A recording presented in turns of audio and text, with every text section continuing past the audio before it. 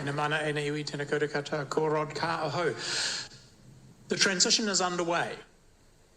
That's good news for those of you who've been coming to these conferences for so long, talking about the same things, hoping and expecting.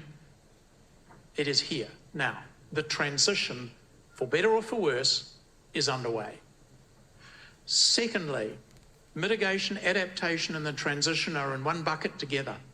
To keep siloing these things is to misunderstand the reality that the climate is changing, that we will change.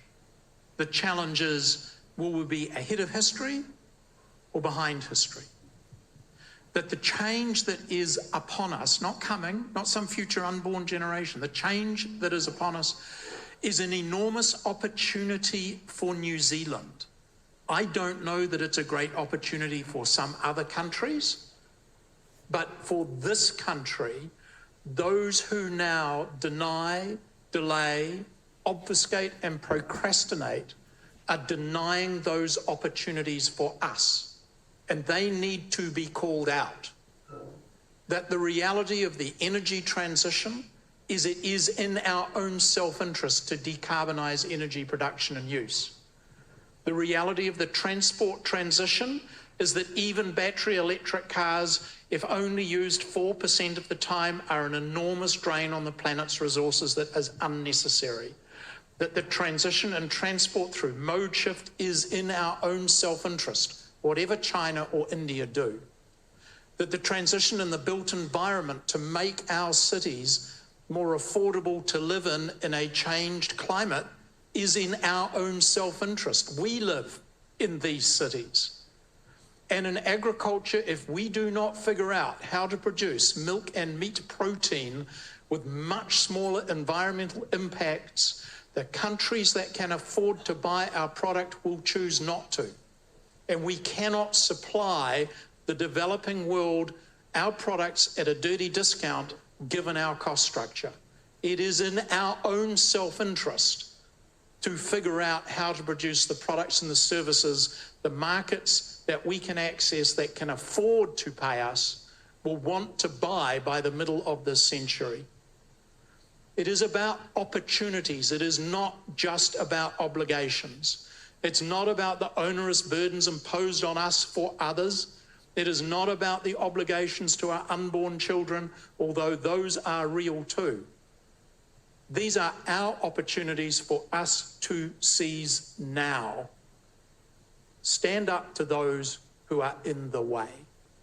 Kia ora. And I think that Izzy's absolutely right, that the averages are to some extent really unhelpful. And more the climate science community is talking about the frequency and severity of major climate events, because that's how you experience climate change. The idea that everybody is going to be 1.5 degrees warmer on average tells you nothing about what you just saw in the last 2 years.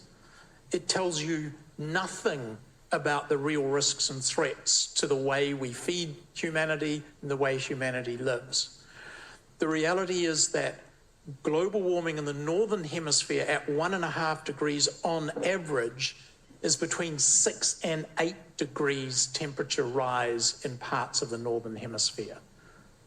So actually the messaging is a real challenge. And that's why I think reframing towards opportunities to make things not just less worse, but fundamentally better, that the way of living will be more sustainable, which means your life will be less disrupted, which means your livelihoods will be more guaranteed, which means the products and services you provide will be more valued because they are more valuable, is actually an important part, not the complete story, but an important part of how do we harness not just elite science, not just business leaders, not just investors, but consumers. Because in the next 20 years, consumer society, as we know it, is not about to exit stage left. We need to figure out how to get people to want and buy the things that can be produced with much less environmental impact. and that is in their own self-interest to do. So I think the answer is yes, it is a communications challenge. Yes, we are living with the history of framing this as if we can hold it to 1.5, well, most of the science community is going, that's a waypoint that we just, if not are passing, will pass shortly. And the difference between 1.5 and 2 is catastrophic, and natural systems are not reversible. In other words, just because you cool down the planet after something goes extinct doesn't mean it pops up again. These are one-way doors, and we don't want to go through them. And in the meantime, we need to understand that a just transition delayed is a just transition denied. There will be a transition, I bet you that. Nature will win. The question is, what are we prepared to do, as Mike says, to make sure that we genuinely do the things we already know we can do? So much of the technology we need to materially reduce the combustion of fossil fuels in the open air already exists today. We don't need silver bullets. The farming practices that will reduce greenhouse gas emissions on New Zealand farms today by a significant amount already exist. They need to be taken up. And the changing consumer preferences, particularly for red meat protein produced the way it is in the world today, are already changing. 30% of the under 30s in the UK eat red meat rarely, if ever. Changing consumer preferences, alternative technologies, foreign regulators will shape the markets that we can sell into. And the Northern Hemisphere is not confused about climate.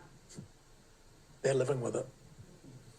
And I think one of the interesting challenges is this sort of framing between individual choice and responsibility and the institutional arrangements that preclude individuals from choosing. That the fossil fuel industry actually set about and quite effectively managed to say, nothing to see here, it's all about your choice. You're responsible for your emissions. You're responsible for the car you drive. You're responsible for the fossil gas you burn. You're responsible for coal in your hearth. And in that way kind of obfuscate the truth of the fact that many of us as consumers are locked into institutions and arrangements in which we feel we have limited choice. And that has been true in the past. The emerging technologies that are now available do empower us to choose. And the interesting challenge is when people who have the money choose not to spend it on high emitting activities that they can afford, when the powerful who can buy convenience at the cost to the planet choose not to exercise that power and affluence, then we will begin to see the behaviour change in houses, households, communities, and in the boardroom.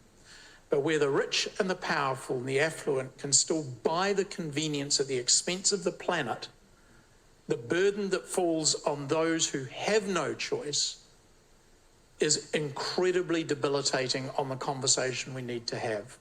And you can see that replicated across the discussion about what modes of transport are available to who.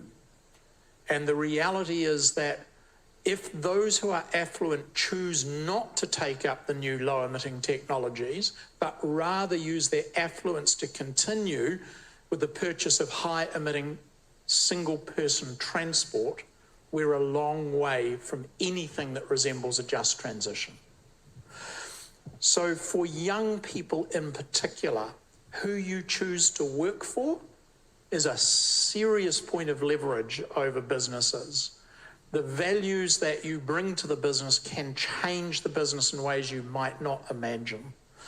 To young people, the ability to influence their parents' decisions, and I'm a living example of being influenced by my kids, can be more powerful than any science. The emotional change when you are challenged by the next generation is real. But equally, it's an extraordinary burden for the adults in the room to turn around to the next generation and say, well, we screwed it up, you fix it up. So I'm with Izzy that says, if you don't want to exercise the power to deal with the issue, hand it over and get out of the way.